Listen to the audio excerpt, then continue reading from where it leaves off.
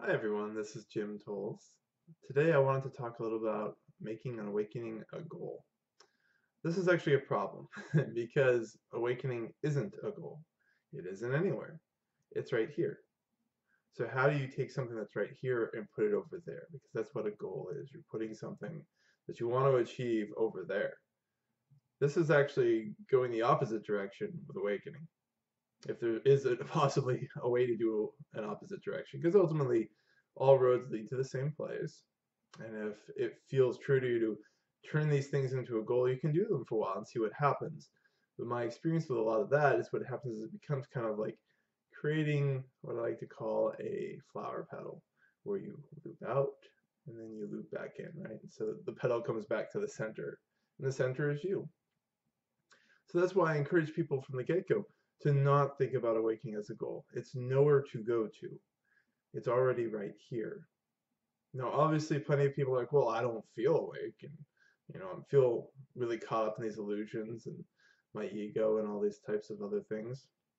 And even in that, that's a type of awareness expressing itself. To know that you're caught up in it is a level of consciousness. And so you go inward, and you go inwards again and again, and you rest in that space. And you can do this through meditation, and you can do this in your daily life when you're driving. And actually, probably is better if we had more people being present and aware while they're driving, just staying present in their bodies and their breath and paying attention to what's going on around them. We'd have a lot less accidents. A lot of people are out there driving, they're going so fast and they're in their heads and what they're trying to do and where they're trying to go. And every now and then I see people like, they're trying to do their makeup in the car or they're eating, so they got like a couple things here, like their coffee and their hands on the steering wheel. It's a mess. And some people try to turn awakening and the spiritual path into this thing where they're trying to do 5 different things to achieve some end goal. Now, this is where I also like to make a differentiation between self-improvement and the spiritual path. Self-improvement is ways to improve ourselves. We can improve our memory, we can improve our eyesight, we can improve our weightlifting ability, we can improve ourselves in terms of letting go of old pain. Um, and there's definitely a value to that. But as far as the awakened self is what is. Now, there is an interesting thing that happens that the more you go inward, the more you rest inside, the more a natural arising starts to happen. It's like that seed that germinates and just starts to grow. It doesn't have to force itself to grow, it just starts to grow and it wants to grow in a certain way. And this has been my experience that while there is nowhere to go on the spiritual path, there's nowhere to go from the awakened space. A natural arising starts to happen. And this is the growth that you want to do. And what usually happens is it starts to point out very quickly all the ways that you've been inhibiting your natural growth, the natural stuff that you always wanted to do in your life. And it starts to pressurize it. It's kind of, I like the metaphor of like the tree coming to the ground. It's starting to hit the layers of concrete and rocks that are in the way. And so suddenly like, whoa, here are rocks, here's concrete. Now it becomes much more powerful to go and find these other tools and these external things and external mirrors to bring into your life, spiritual teachers and healers and whatnot, to say, oh, this is what's going on here, and give you a new way to see it, a new way to let it go. Because ultimately, all spiritual tools are just going to lead you back to letting go. And if you need a vision quest to let something go, then take a vision quest. And if you need to spend, 3 weeks in a silent meditation retreat, then spend 3 weeks in silent meditation retreat. If you need to journal, then journal. If you need a healer, then find a healer. It becomes very natural in some respects. And of course, we can get into these old habits of fighting ourselves. But once again, then it's just a reminder to go back inward again, to pause, to be with the breath, to be present to what you're feeling, to what's in your energy. How do you feel? What's going on? How does your body feel in different places? There is so much information locked inside us that in and of itself is the whole of the path. You really don't need new information from other sources. Sometimes it's helpful to have somebody like me come and give you a framework or something of that nature. I can't deny that there is definitely some helpful ways that having a spiritual teacher, healers, and communities can guide you inward.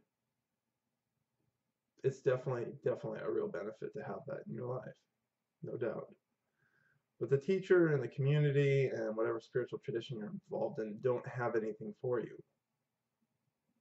Sure, there are fun techniques and experiences we can have. I think that's one of the biggest problems is people think that awakening is an experience. But an experience has a beginning, middle, and end. Awakening simply is. It's timeless. Now, obviously, some of us have had those moments where awakening arises and it kind of erupts, and we're like, and this can have the state of bliss. It can have a feeling of stillness and peacefulness, the loss of desire. For some people, is very energetic, and so their whole body just feels like it's vibrating with energy, or even they're lying on the ground and flopping around like a fish. They're like, "Oh my gosh, what's happening?" You know, there's very many there's many different ways of experiencing this, and then that passes. But the awakened state is still here. Obviously, it becomes more and more apparent where you're not acting from that awakened space. And so it is easy to want to have that aspiration to say, I want to move from that space of love and that space of deep connection regularly in my everyday life. And this is what I call the spiritual awakening process. And I use process very carefully because I'm not trying to get you anywhere. But living in a body creates certain demands.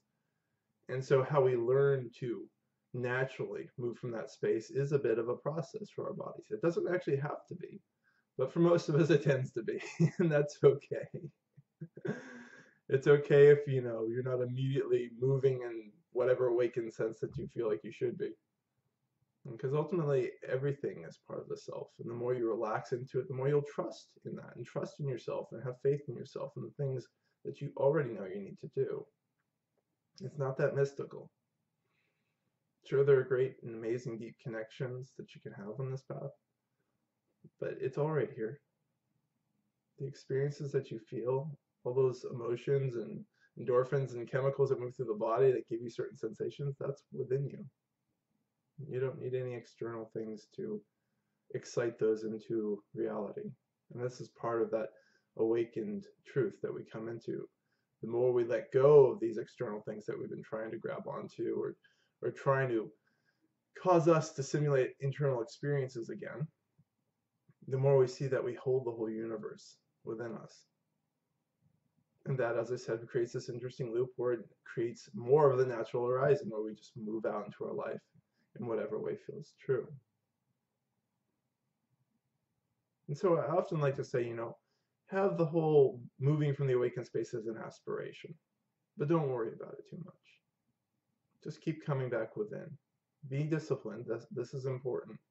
And I think that's what some people are trying to get at with the whole idea of goals is some sort of structure. A certain level of discipline is important for everyday living, for keeping yourself clean and healthy. To me, meditation at this point really is just like taking a shower. It's a way to wash out any negative energy or things I'm holding on to or letting go of, and just be more me. And so I just grow naturally. And that's ultimately what this is about. That the tree doesn't grow to a set height. It's not trying to get anywhere. It's not trying to produce fruit before it's time to produce fruit. It just grows naturally, and so will you. So a goal really isn't necessary for the whole awakening world. It arises as it arises, and you're already perfect as you are. And once again, my name is Jim Tolles. I blog regularly at spiritualawakeningprocess.com, and I hope you're having a beautiful day. Bye.